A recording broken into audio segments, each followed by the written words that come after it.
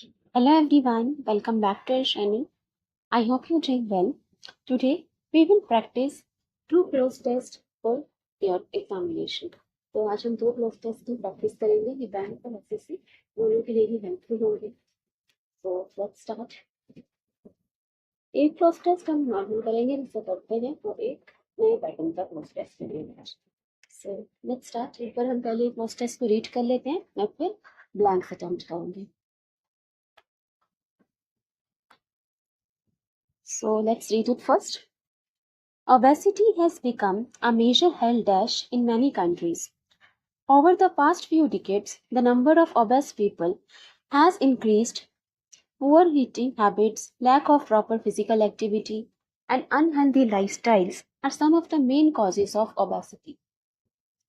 This condition leads to several serious diseases, including diabetes, heart disease. Governments and health organizations are working to raise dash about the dangers of obesity. They encourage people to eat a balanced diet and exercise regularly.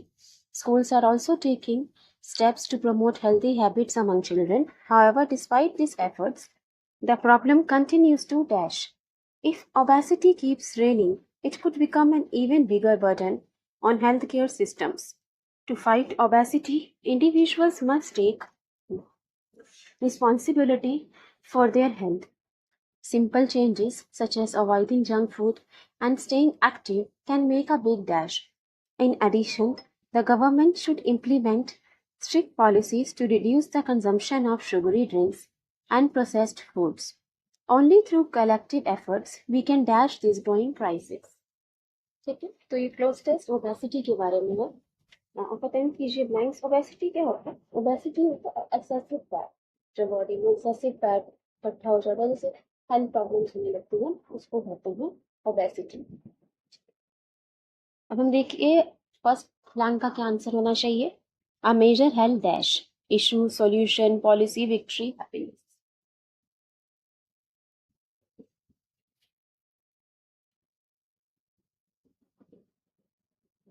Second, scarcely, gradually, partially, carelessly, poorly.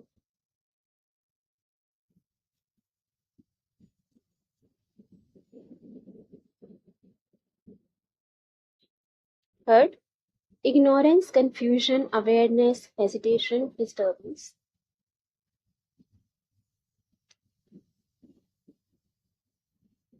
Fourth, disappear, improve, recover, worsen, vanish.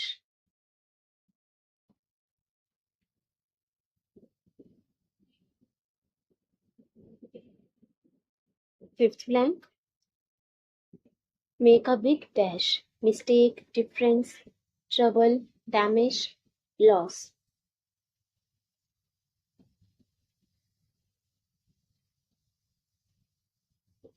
And sixth blank, इसमें six blanks हैं. Sixth blank, last blank, we can dash these growing crises. Invite, welcome, increase, create, control.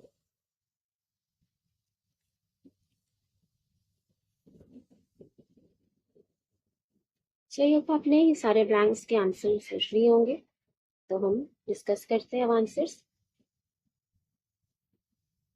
Obesity has become a major health dash in many countries. Over the past few decades, the number of obese people has increased. dash obesity जो है, जो excessive fat होता है body में, वो एक health dash बन चुका है बहुत सारी कंट्रीज में, बहुत सारे देशों में. So it has become a major health dash. Health issue, health solution, health policy, health victory या हेल्थ हैप्पीनेस. अगर आप मैसेज में देखा, क्लोस्टर्स हमने पढ़ा, तो ये बात कर रहे हैं ओबेसिटी की प्रॉब्लम्स की. यहाँ पे बात की जा रही है कि पुअर ईटिंग हैबिट से होता है ओबेसिटी. उसके बारे में नेगेटिव बुरी चीजें बताई जा रही है जो उससे प्रॉब्लम्स होती हैं. तो ओबेसिटी एक हेल्थ सोल्यूशन तो नहीं है, सोल्यूशन नहीं है, प्रॉब्लम है. ये कोई पॉलिसी नहीं है, कोई नीति नहीं है, कोई प्लान नहीं है, कोई विक्ट्री मतलब जीत तो नहीं है ओबेसिटी कोई, या ओबेसिटी कोई हैप्पीनेस खुशी भी नहीं है. ये एक इशू है, एक प्रॉब्लम है. Obesity has become a major health issue in many countries. एक हेल्थ इशू बन गया है, ये प्रॉब्लम बन गई. सो आंसर इशू हो जाएगा फर्स्ट का. Obesity has become a major health issue in many countries over the past few decades, पिछले सालों में. The number of obese people has increase dash. जो obese पीपल है, जो ओबेसिटी का शिकार है, वो इंक्रीज हुआ है dash. Increase scarcely, gradually, partially, carelessly, poorly. obese people increase हुए हैं डैश। स्केर्सली का मतलब तो होता है मुश्किल से, स्केर्सली, हार्डली, बेयरली का मतलब तो होता है मुश्किल से, नेगेटिव सेंस में। लेकिन यहाँ पे कहा गया है number of obese people has increase. यहाँ पे ये बताया जा रहा है कि जो ओबेस पीपल है, जो ओबेसिटी का शिकार हुए हैं, वो बढ़ रहे हैं। सो आंसर हो जाएगा हैज इंक्रीज्ड ग्रेजुअली। ग्रेजुअली मतलब धीरे धीरे जो ओबेस पीपल है वो बढ़ रहे हैं, उनकी संख्या बढ़ रही है। सो ग्रेजुअली यहाँ पर आंसर हो जाएगा।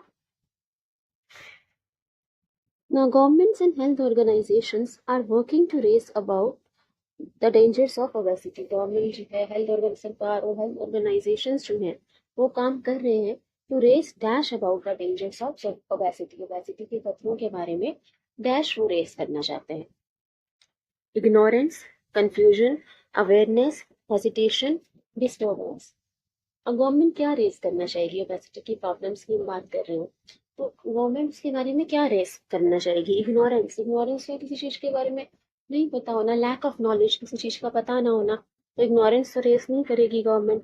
कंफ्यूजन भी रेस नहीं करेगी गवर्नमेंट और हेल्थ ऑर्गेनाइजेशन। हेजिटेशन का मतलब होता है हिचकिचाना, हेजिटेट करना, ये भी नहीं होगा। डिस्टर्बेंस, क्या गवर्नमेंट और हेल्थ ऑर्गेनाइजेशन डिस्टर्बेंस रेस करेंगे? ओबेसिटी के बारे में वो लोगों को अवेयर करना चाहेंगे कि प्रॉब्लम है, हेल्थ प्रॉब्लम, इसके बारे में जागरूकता फैलाना चाहेंगे। तो आंसर हो जाएगा awareness. Governments and health organisations are working to raise awareness about the dangers of obesity के डेंजर, इसके खतरों के बारे में लोगों को जागरूक करना चाहेंगे। तो आंसर अवेयरनेस हो जाएगा। इग्नोरेंस का मतलब होता है lack of knowledge. They encourage people to eat a balance diet. Government और हेल्थ ऑर्गेनाइजेशन वो लोगों को एनकरेज करते हैं, प्रोत्साहित करते हैं to eat a balance diet, एक बैलेंस डाइट ले, एक संतुलित आहार ले। एंड एक्सरसाइज रेगुलरली, और रोज एक्सरसाइज करें, फिजिकल एक्टिविटी करें। Schools are also taking steps to promote healthy habits among children. School भी इसमें काम करते हैं कि बच्चों में हेल्दी हैबिट्स डालें। However, despite these efforts, in efforts के बावजूद, इन कोशिशों के बावजूद, the problem continues to dash, ये problem dash होती रहती है। If obesity keeps reigning, अगर obesity बढ़ती गई, it could become an even bigger burden on healthcare system पे एक बहुत बड़ा burden बन जाएगा। To fight obesity, individual must take, तो यहाँ क्या आना चाहिए फोर्थ प्लैंक में? Despite this efforts the problem continues to dash. हमने देखा गवर्नमेंट एफर्ट ले रही है, स्कूल एफर्ट लेता है ओबेसिटी को कंट्रोल करने के लिए, लेकिन उस सब के बावजूद the problem continues to dash, disappear, improve, recover, worsen, vanish. अब यहाँ पे हमने पॉजिटिव बात की कि गवर्नमेंट एनकरेज कर रही है लोगों की बैलेंस डाइट ले, एक्सरसाइज करें, स्कूल्स भी एनकरेज कर रहे हैं हेल्दी हैबिट्स, की पॉजिटिव बात है। लेकिन जब हाउएवर आ गया, मतलब उसके कॉन्ट्राडिक्ट में हमने कोई बात की होगा, यहाँ पे कोई नेगेटिव बात कही होगी। इन सब प्रयासों के बावजूद, इन एफर्ट्स के बावजूद ये जो प्रॉब्लम है वो डैश होती जा रही है। डिसअपेयर, डिसअपेयर का मतलब तो होता है गायब होना, तो ये प्रॉब्लम गायब नहीं हो रही। या तो ओबेसिटी कीप्स रेनिंग, आगे भी कहा गया कि ओबेसिटी अगर बढ़ती गई, मतलब इन सब एफर्ट्स के बाद भी ओबेसिटी बढ़ रही है। सो डिसअपेयर तो नहीं हो रही, रिकवर भी नहीं हो रही, यहाँ पे हम प्रॉब्लम की बात कर रहे हैं। वैनिश का मतलब भी होता है लुप्त हो जाना, और इम्प्रूव भी नहीं हो रही, worsen. Despite this effort the problem continues to worsen. इन सब एफर्ट्स के बाद भी जो प्रॉब्लम है वो बद से और बढ़कर होती जा रही है और खराब होती जा रही है, वर्सन हो जाएगा आंसर। चलिए नेक्स्ट देखिए। To fight obesity, individuals must take responsibility for their health. अगर obesity से लड़ना है तो इंडिविजुअल्स को अपनी हेल्थ की रिस्पॉन्सिबिलिटी, अपनी सेहत की रिस्पॉन्सिबिलिटी खुद लेनी होगी। सिंपल चेंजेस हम कर सकते हैं, जैसे such as avoiding junk food, की जंक फूड अवॉइड करो। स्टेइंग एक्टिव रहना, फिजिकल एक्टिविटी करना, एक्सरसाइज करना, वॉक करना, can make a big dash. तो ये छोटी छोटी एक्टिविटीज जैसे जंक फूड अवॉइड करना, एक्टिव रहना, वो एक बड़ा डैश कर सकते हैं। Can make a big dash. Mistake, difference, trouble, damage, loss. तो अगर आप जंक फूड अवॉइड करते हो, एक्टिव रहते हो, तो इससे क्या कोई गलती है? कोई मिस्टेक तो नहीं है, तो अच्छी आदत है। Can make a big trouble, परेशानी हो सकती है इससे? नहीं। क्या इससे कोई डैमेज होगा, लॉस होगा? आंसर हो जाएगा डिफरेंस। सिंपल चेंजेस जैसे अवॉइड करना जंक फूड और एक्टिव रहना, उससे एक बड़ा बदलाव आ सकता है। कहने का भी डिफरेंस, तो छोटी छोटी चीजों से एक बड़ा बदलाव आ सकता है, तो difference answer. Last, in addition, the government should implement strict policies to reduce the consumption of sugary drinks and processed food. और इसके अलावा इसके एडिशन में गवर्नमेंट को स्ट्रिक्ट पॉलिसीज बनानी चाहिए to reduce the consumption of sugary drinks का consumption, ताकि उसका इंटेक कम हो। शुगरी ड्रिंक्स होते हैं जैसे सॉफ्ट ड्रिंक्स, क्या होगा इसमें शुगर भी था क्वान्टिटी ज़्यादा होती है, तो शुगरी ड्रिंक्स का कंजम्पशन करने के लिए भी गवर्नमेंट को स्टेप्स लेना चाहिए। एंड प्रोसेस फूड का कंजम्पशन रिड्यूस करने के लिए भी स्ट्रिक्ट पॉलिसीज बनानी चाहिए। प्रोसेस फूड कौन सा होता है? जिस फूड का नेचुरल स्टेट बदल के उसे प्रोसेस कर दिया जाता है, जैसे जो पैकेज फूड हो गया, कोल्ड ड्रिंक्स या सॉफ्ट ड्रिंक्स होती है, तो ये सब प्रोसेस फूड है। ओनली थ्रू कलेक्टिव एफर्ट्स अगर हम सब मिलकर कोशिश करते हैं, मिलकर प्रयास करते हैं, we can dash this growing prices, तो इस बढ़ते हुए संकट को, इस क्राइसिस को हम डैश कर सकते हैं। Invite, welcome, increase, create, control. हम इस क्राइसिस को, इस संकट को, इस परेशानी को क्या करना है? इनवाइट करना है। इनवाइट थोड़ी करेंगे। वेलकम, इनवाइट तो एक जैसे ही हो गए। इंक्रीज में इसको बढ़ाना नहीं है क्राइसिस को, क्रिएट भी नहीं करना, आंसर हो जाएगा कंट्रोल। कलेक्टिव एफर्ट से हम इस क्राइसिस को कंट्रोल कर सकते हैं, आंसर कंट्रोल हो जाएगा। तो इजी था ये फर्स्ट टेस्ट, इसमें 6 प्लान्स थे। आई होप आपने इसमें अच्छा स्कोर किया हो, और अगर नहीं है तो इम्प्रूव करूँगा। चलिए नेक्स्ट देखिए। अब ये फर्स्ट टेस्ट पहले हम रीड कर लेते हैं, बट इसमें डायरेक्शंस भी थोड़ा ध्यान से पढ़ें।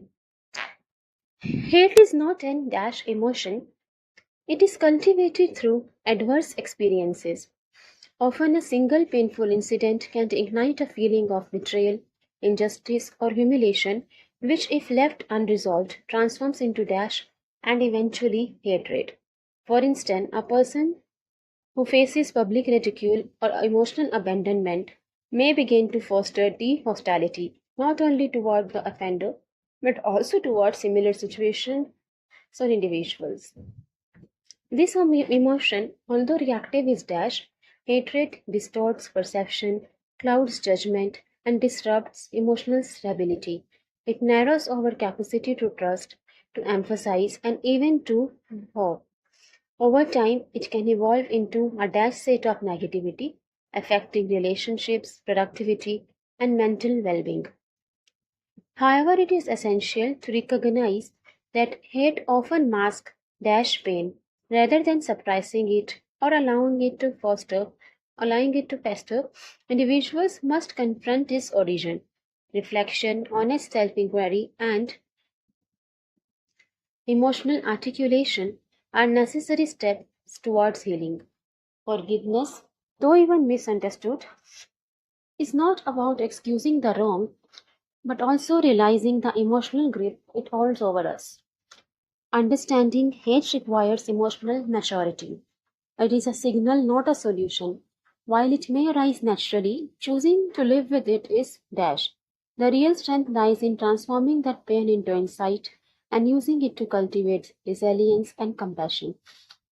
Hate may expose our wounds, but it is through acceptance and understanding that we begin to heal and reclaim our emotional freedom. ठीक है, मेरी ये पैसेज बात करा इमोशंस के बारे में, हेट के बारे में, ये कैसे हेट जो है वो बढ़ती जाती है और कैसे इफेक्ट करती है हमें, हमारी मेंटल हेल्थ को कैसे इफेक्ट में, कैसे इसका सोल्यूशन बन सकता है, तो ये सब बातें यहाँ पे बताई गई हैं। तो अब देखिए फर्स्ट का आंसर क्या होना चाहिए।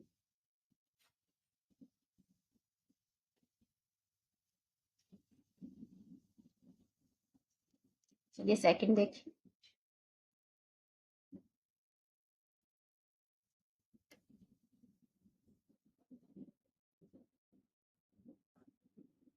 थोड़ा सा बड़ा है ये क्लोस्टर्स, बट इजी होगा, करें। थर्ड,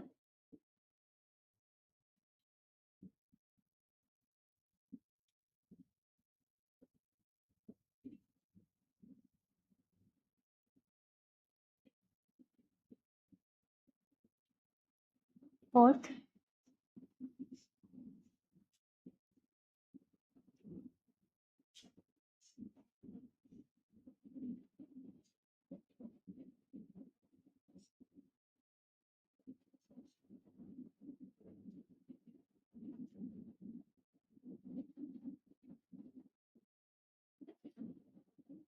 Fifth,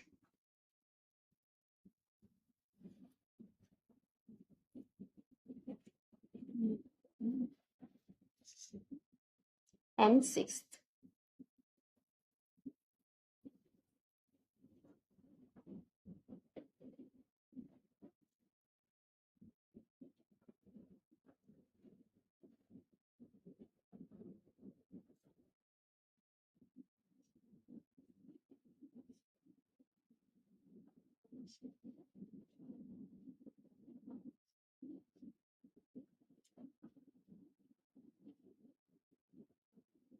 पहले आते हैं आंसर इसके बना देंगे, हम अभी डिस्कस करें।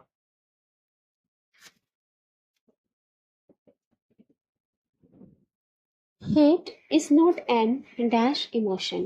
Hate मतलब नफरत, घृणा एक कोई डैश इमोशन नहीं है, डैश भाव नहीं है. It is cultivated through adverse experiences. बुरे एक्सपीरियंसेस की वजह से ये पनपता है, ये कल्टिवेट होता है. Often a single painful incident can ignite a feeling of betrayal, injustice, or humiliation, which, if left unresolved, transforms into dash. Often a single painful incident, ऐसे कोई दर्दनाक ऐसा होता है, कोई इंसिडेंट हो, कोई सिंगल पेनफुल इंसिडेंट भी can ignite a feeling of betrayal. इससे फीलिंग पैदा हो सकती है बिट्रेयल की, मतलब विश्वासघात की, धोखे की फीलिंग. इनजस्टिस अन्याय की फीलिंग के साथ तो अन्याय हुआ है, इनजस्टिस हुआ है. और ह्यूमिलेशन, ह्यूमिलेशन का मतलब इंसल्ट, ऐसी फीलिंग जो है डेवलप हो सकती है. कई बार हो सकता है किसी के साथ एक ही बार ऐसा हुआ हो, एक सिंगल पेनफुल इंसिडेंट हो, लेकिन उसके अंदर ये फीलिंग बैठ जाती है बिट्रेयल की, विश्वासघात की, अन्याय की, या फिर ह्यूमिलेशन की, इंसल्ट की, अपमान की. विच इफ लेफ्ट अनरिजॉल्व, जिनको अगर अनरिजॉल्व छोड़ दिया जाए, उनका कोई सॉल्यूशन ना निकाला जाए, ट्रांसफॉर्म्स इनटू डैश, डैश में ट्रांसफॉर्म हो जाती है. एंड इवेंचुअली हेट्रेड, और आखिरकार वो घृणा में, नफरत में बदल जाती है. तो हम देखिए फर्स्ट का आंसर क्या होगा. Hate is not an dash emotion. Inherent, pandemic, imminent, essential, all are suitable. अपने डायरेक्शन ध्यान से पढ़े होंगे. फर्स्ट का, which of the following words is not suitable for filling blank number 1. क्या पूछा है इसमें कि इसमें से कौन सा सुटेबल नहीं है टू फिल ब्लैंक 1. अभी तक हमने जो क्रॉस टेस्ट किए उसमें होता था select the most appropriate option to fill blank 1, कि इसमें से कौन सा इसका आंसर होना चाहिए. यहाँ पूछा है इसका आंसर कौन सा नहीं होना चाहिए. तो आप डायरेक्शन को ध्यान से पढ़िए. बहुत लोगों ने इसका आंसर इनहेरेंट या इमिनेंट कर दिया होगा, या आपने पढ़ा नहीं होगा ध्यान से, लेकिन ध्यान से पढ़िए. लिखा है which of the following words is not suitable for filling blank 1. कौन सा इसका आंसर नहीं हो सकता. ठीक है, एक डिफरेंट पैटर्न का क्वेश्चन हम प्रैक्टिस करें कि हो सकता है कोई अलग पैटर्न का आ जाए, और आपको हर पैटर्न की प्रैक्टिस होनी चाहिए. ठीक है. So hate is not an dash emotion. Hate एक डैश इमोशन नहीं है. तो क्या इसका आंसर नहीं हो सकता है. देखते हैं. इनहेरेंट, इनहेरेंट का मतलब होता है नेचुरल, आंतरिक. कोई चीजें नेचुरल बेसिक होती हैं. पेंडेमिक, पेंडेमिक क्या था, कोविड जैसे पेंडेमिक कहते थे. पेंडेमिक होता है a disease spread through out the country और थ्रू आउट द वर्ल्ड. एक कोई ऐसा डिसीज, कोई बीमारी जो पूरी दुनिया में, तो पूरी कंट्री में फैल जाती है, उसको हम कहते हैं पेंडेमिक. इमिनेंट, इमिनेंट का मतलब भी होता है नेचुरल, और एसेंशियल का मतलब तो आवश्यक होता है. So hate is not an dash emotion. तो यहाँ पे क्या कहना चाहेंगे कि हेट कोई नेचुरल इमोशन नहीं है, ये आंतरिक बेसिक इमोशन नहीं है. वो कल्टीवेट होता है, पनपता है, पैदा होता है तो एडवर्स एक्सपीरियंसेस, बुरे अनुभवों की वजह से, बुरे एक्सपीरियंस की वजह से वो अपने अंदर ये इमोशन आ जाता है. ये कोई नेचुरल इमोशन नहीं है. तो क्या इसका आंसर नहीं होना चाहिए. तो इनहेरेंट इसका आंसर हो सकता है कि हेट कोई नेचुरल इमोशन नहीं है, इनहेरेंट हो सकता है, तो ये हमारा आंसर नहीं होगा. इमिनेंट हो सकता है, वो भी मतलब नेचुरल हो गया. और एसेंशियल, अगर हम कहें कि hate is not an essential emotion, कि हेट कोई जरूरी इमोशन नहीं है, वो इन चीजों से कल्टीवेट होता है, ये भी आ सकता था ब्लैंक में. क्या नहीं आ सकता हमें ये बताना है. पेंडेमिक, पेंडेमिक, पेंडेमिक का मतलब कि डिसीज है जो पूरी दुनिया में फैल रहा है. उसका हेट से कुछ ऐसा कनेक्शन नहीं हो रहा है इस सेंटेंस में. तो यहाँ पे पेंडेमिक इसका आंसर नहीं हो सकता. हमें बताना है कौन सा आंसर नहीं हो सकता. अगर चारों ही ऑप्शन आंसर हो सकते तो हमारा आंसर हो जाता ऑल आर सुटेबल. लेकिन पेंडेमिक आंसर नहीं हो सकता इसका, तुम्हारा आंसर सेकंड हो जाएगा। ठीक है। Pandemic, pandemic means a disease spread all over the world. Inherent का मतलब होता है नेचुरल, इनबॉर्न आंतरिक अंतर्निहित। इमिनेंट का मतलब भी होता है नेचुरल। ठीक है, चलिए सेकंड देखते हैं। Hate is not an dash emotion, तो अब उसका आंसर इनहेरेंट भी हो सकता है, इमिनेंट भी हो सकता है। It is cultivated through adverse experiences, बुरे अनुभवों की वजह से आता है। Often a single painful incident हमने पढ़ा can ignite a feeling of betrayal, injustice और ह्यूमिलेशन। अगर इनको सॉल्व ना किया जाए, इफ लेफ्ट अनरिजॉल्व, इनका हल ना निकाला जाए, ट्रांसफॉर्म्स इनटू डैश, वो डैश में ट्रांसफॉर्म हो जाता है और आखिरकार इवेंचुअली रेड रेड में ग्रीना में। सो क्या आंसर नहीं होना चाहिए ब्लैंक टू का? Which of the following words is not suitable for filling blank two? All are suitable. Grievance, resentment, endeavor, air. Grievance का मतलब होता है कंप्लेन, शिकायतें, दर्द दुख इसको कहते हैं। रिसेंटमेंट, रिसेंटमेंट होता है बिटर फीलिंग, कड़वाहट, इसको हम रंजिश भी कहते हैं, रंजिश होना, गुस्सा होना किसी पे। एंडेवर, एंडेवर का मतलब तो एफर्ट होता है, प्रयास। और एयर, एयर का मतलब होता है एंगर, गुस्सा। सो क्या आना चाहिए answer? Which if left unresolved transforms into dash. कि अगर हेट का जो प्रॉब्लम होती है, बिट्रेयल, इनजस्टिस, ह्यूमिलेशन, इनको अगर हम सॉल्व नहीं करते इस फीलिंग को, तो ये ग्रीना में बन जाती है। Which if left unresolved transforms into dash and eventually hatred. now transforms into grievance, इसका आंसर हो सकता है। ग्रीवियंस का मतलब होता है एंगर, कंप्लेन, कुछ शिकायत होना किसी से।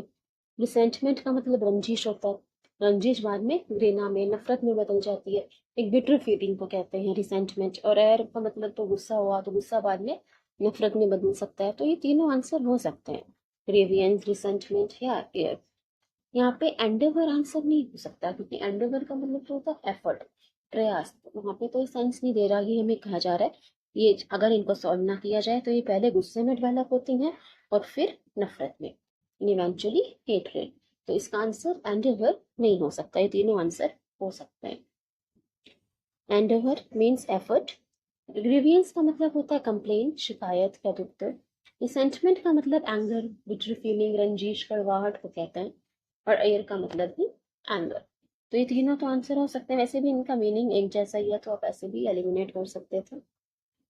अच्छा, एक और तरीके से हम फर्स्ट का आंसर कर सकते थे कि क्या आंसर नहीं हो सकता।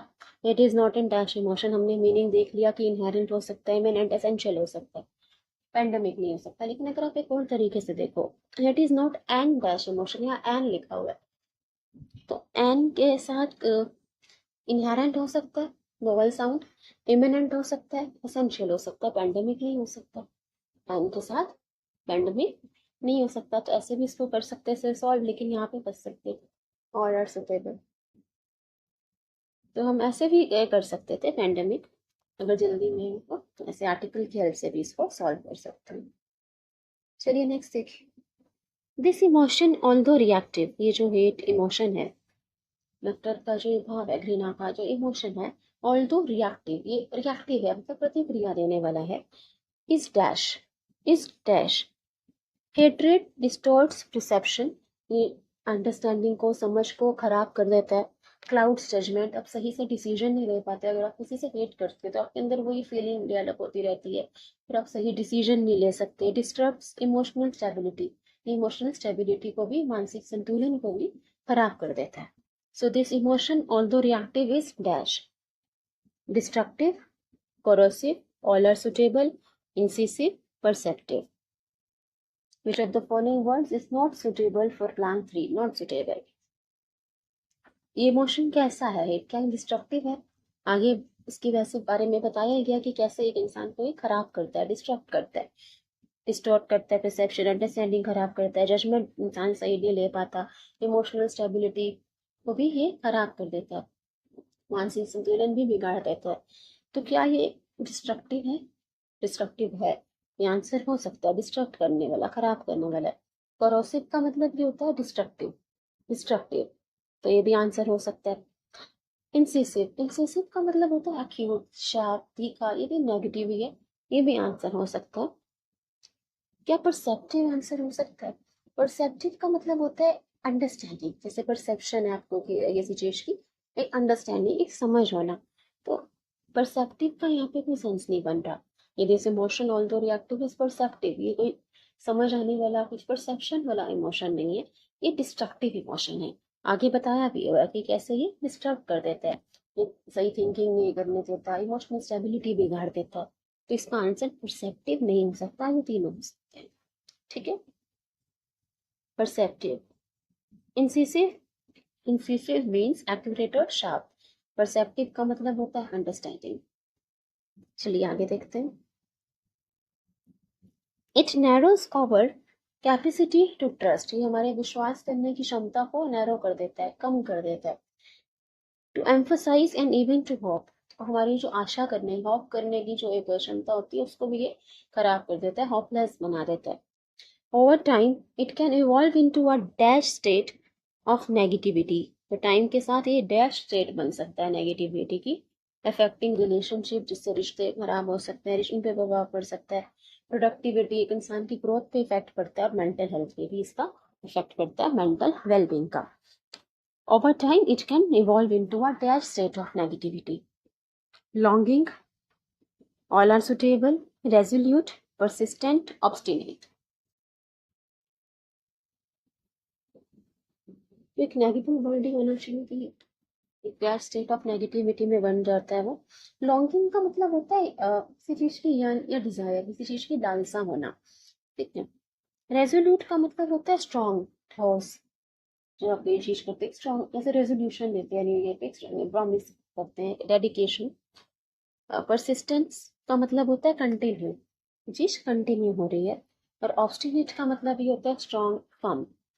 सो स्टबन, या फिर स्टबन को भी कह सकते हो, जितनी को obstinate. So over time it can evolve into a dash state of negativity, तो टाइम के साथ अगर हमारे अंदर फेट रहती है तो एक नेगेटिविटी के डैश स्टेट में ये बदल जाती है, या ये ग्रो करती है into a dash state of negativity. हम कह सकते हैं परसिस्टेंट स्टेट ऑफ नेगेटिविटी की कंटिन्यूसली एक नेगेटिविटी के स्टेट में इवॉल्व हो जाती है, ग्रो हो जाती है, कंटिन्यूसली एक नेगेटिव के स्टेट में इवॉल्व होती रहती है। ठीक है ना, जैसे कई लोगों के अंदर बहुत हेट होती है, इल फीलिंग, दूसरों के प्रति घृणा होती है, तो उनके अंदर एक नेगेटिविटी के रूप में ग्रो होने लगती है। ठीक है, तो परसिस्टेंस आंसर हो सकता है। Into a dash state of negativity, resolute. Resolute मतलब हुआ स्ट्रॉन्ग फॉर्म, एक स्ट्रॉन्ग स्टेट ऑफ नेगेटिविटी में ये इवॉल्व हो सकती है, ये आंसर हो सकता है। ऑब्स्टिनेट स्टेट ऑफ नेगेटिविटी, एक स्ट्रॉन्ग स्टेट ऑफ नेगेटिविटी में इवॉल्व हो सकती है, ये भी आंसर हो सकता है। लॉन्गिंग, लॉन्गिंग का मतलब होता है किसी चीज की लालसा होना, डिजायर होना। तो यहाँ पे लॉन्गिंग की तो बात नहीं कर रहे, into longing state of negativity नहीं हो सकता। ये लॉन्गिंग का मतलब तो किसी चीज की डिजायर होना, कोई आपकी ख्वाहिश होना, कोई लालसा होना, उसे हम कहते हैं लॉन्गिंग। तो लॉन्गिंग आंसर नहीं हो सकता, लॉन्गिंग यहाँ पे नहीं हो सकता। इस ब्लैंक में तुम्हारा आंसर लॉन्गिंग आ जाएगा।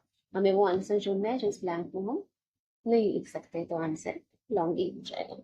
ठीक है, उसका अलग लग रहा होगा ये पैटर्न, तो मैं एक अलग पैटर्न का क्लोज टेस्ट कराया, या कि बैंक एग्जाम, एसएससी एग्जाम्स के लिए भी ये हेल्पफुल हो सकता है, थोड़ा बड़ा क्लोज टेस्ट के लिए, ताकि आपको हेल्प करे और मेंस की तैयारी में भी हेल्पफुल होगा। ओके, लॉन्गिंग का मतलब होता है यर्निंग और डिजायर। रेजोल्यूट का मतलब होता है firm, decided. Obstinate, stubborn.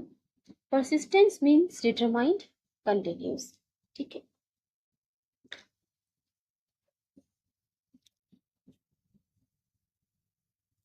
however it is essential to recognize, ये समझना जरूरी है, that hate often masks dash pain, कि hate dash pain को छुपाता है।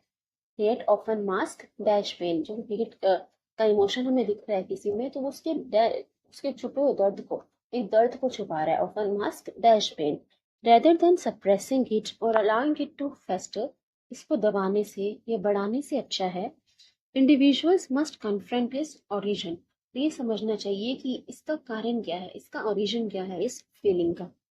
रिफ्लेक्शन, ऑनेस्ट सेल्फ इंक्वायरी, चलिए इसको देखेंगे। However it is essential to recognise that hate often mask dash pain, deferred pain, unaddressed pain, deliberate pain, untreated pain, all are suitable.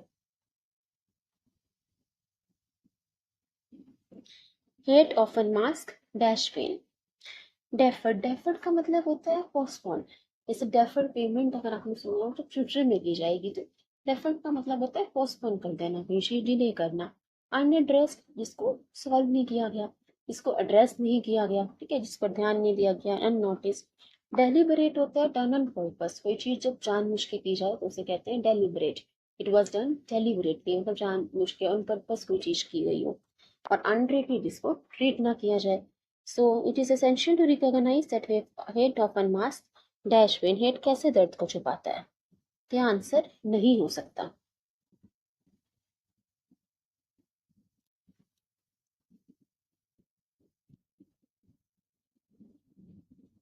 Hate कैसे pen को छुपाएगा? जो हमारा दर्द नहीं भरा, उसी को लोग हेट से कवर करते हैं। जो दर्द भर गया, जिसका इलाज हो गया, उसको तो फिर आप हेट से कवर नहीं कर सकते। तो हेट उसी दर्द को कवर करेगा जिसको एड्रेस नहीं किया गया, जिसको ट्रीट नहीं किया गया। तो ये आंसर हो सकते हैं, अनएड्रेस्ड, अनट्रीटेड, आंसर हो सकते हैं। तो क्या आंसर नहीं हो सकता? डेलिबरेट या डेफर्ड? डेफर्ड का मतलब भी होता है पोस्टपोन, कि मतलब आप उसके दर्द को ना पोस्टपोन करते गए, पोस्टपोन करते गए। जो इमोशन हर्ट कर रहा था, फीलिंग आ रही थी, जिससे एक कड़वाहट आ रही थी, उसको पोस्टपोन करते गए, उस पर ध्यान नहीं दिया, और धीरे धीरे वो हेट में बदल गया। तो hate often mask dash pain. Deliberate हमारा आंसर नहीं हो सकता। Deliberate mean done with purpose. Deferred का मतलब हो गया पोस्टपोन, अनएड्रेस, इग्नोर, इन सबका मीनिंग एक जैसा ही था अगर आप ऐसे भी देखो। तो डेफर्ड का मतलब भी पोस्टपोन, और अनएड्रेस का भी, जिसको आप एड्रेस नहीं कर रहे, इसका कोई हल नहीं निकाल रहे हो, और अनट्रीटेड, जिसको आप ट्रीट नहीं कर रहे। तो ये तीनों आंसर हो सकते हैं, तीनों का मीनिंग भी एक जैसा है, कि अलग था इसमें डेलिब्रेट, तो यहाँ से नहीं हो सकता। नेक्स्ट देखिए, last, reflection, honest self inquiry. अगर हम अपना रिफ्लेक्शन करें, सेल्फ इंक्वायरी, अपने बारे में जाने, एंड आत्मचिंतन करना, अपने बारे में जानना, and emotional articulation. Emotional articulation मतलब अपने फीलिंग्स को, इमोशंस को एक्सप्रेस करना, उन्हें दबाना नहीं, उनको क्या देना, एक्सप्रेस करना। और नेसेसरी स्टेप्स टुवर्ड्स हीलिंग, तो वो हीलिंग में, इस जख्म को भरने में जो है हेल्प कर सकते हैं। नेसेसरी स्टेप्स हैं, जरूरी है। फॉरगिवनेस, दो ऑफन मिसअंडरस्टूड। फॉरगिवनेस, माफ करना, क्षमा करना, उसको गलत समझा जाता है, is not about excusing the wrong. Forgive करने का मतलब ये नहीं होता कि आप गलत चीज को माफ कर दे रहे हो, एक्सक्यूज कर दे रहे हो गलत चीज को, but also realising the emotional grip it hold over us. पर इमोशनल ग्रिप को समझना, कि वो फीलिंग आपको कितना कंट्रोल कर रही है। अगर आप किसी को फॉरगिव नहीं कर रहे, तो किसी को माफ नहीं कर पा रहे, तो वो चीज आपको भी कंट्रोल करके रखनी है। तो अगर आप फॉरगिव कर दोगे, लेट को कर दोगे, तो वो चीज, वो फीलिंग जो है, जो एक गिल्ट फीलिंग है, वो आपको छोड़ देगी। सो इमोशनली फ्री हो जाओगे। तो ये यहाँ पे कहा जा रहा है, understanding hate requires emotional maturity. मतलब हेट को समझने के लिए, नफरत को, घृणा को समझने के लिए मैच्योरिटी की जरूरत पड़ती है, परिपक्वता की जरूरत पड़ती है। It is a signal, not a solution. ये कोई सोल्यूशन नहीं है किसी की प्रॉब्लम का, कि कोई किसी की बात आपको पसंद नहीं आई, कोई इंसान पसंद नहीं आया तो उसको रिएक्ट करने लग गए। ये कोई सोल्यूशन नहीं है, एक सिग्नल है, एक संकेत है। While it may arise naturally, ये naturally ही आती है हमारे अंदर, choosing to live with it is dash, उसके साथ रहना dash है। The real strength lies in transforming that pain into insight. Real strength किसमें है? हमारी असली ताकत इसमें है कि उस पेन को, उस दर्द को हम अपनी सूझबूझ में बदलें, into insight, and using it to cultivate resilience and compassion, और उससे हम resilience मतलब अपने अंदर स्ट्रेंथ लाएं, और compassion लाएं, दया अपनाएं।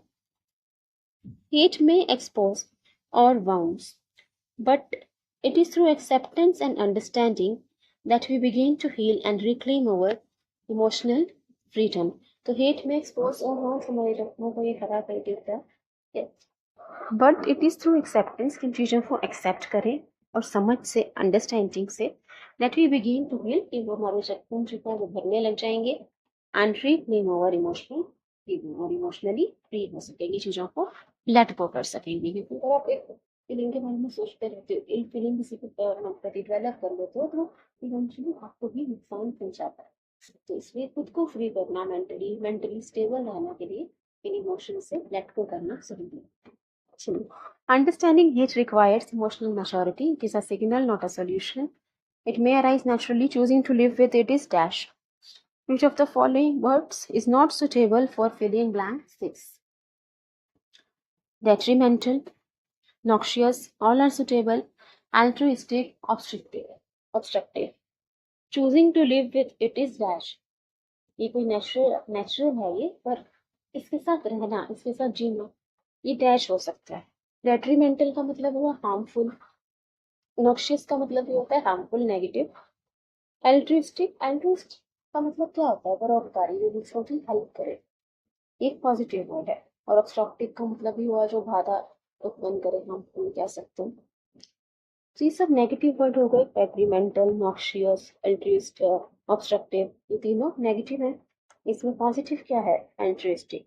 और यहाँ पे क्या कहा जा रहा है? It may arise naturally. Choosing to live with it is, अगर आप पेट के साथ रहते हो तो ये हार्मफुल होगा, डेट्रीमेंटल होगा, ये आंसर हो सकता है. नॉक्शियस होगा, हार्मफुल होगा, ठीक है. ऑब्स्ट्रक्टिव होगा, ठीक है, या फिर रोकेगा, ये भी ठीक है. Altruistic. Choosing to live with it is altruistic. Altruistic का मतलब होता है परोपकारी, दूसरों की मदद करने का. एल्ट्रिस्टिक इससे रिलेटेड है. तो एल्ट्रिस्टिक नहीं हो सकता हेट के साथ रहना. हेट एक पॉजिटिव वर्ड और हेट एक नेगेटिव इमोशन है, तो ये आंसर नहीं हो सकता. मतलब ये ब्लैंक में नहीं आ सकता, तो ये हमारा आंसर होगा. ये ब्लैंक में नहीं आ सकता, तो ये आंसर. ठीक है. Altruistic is concerned with helping others.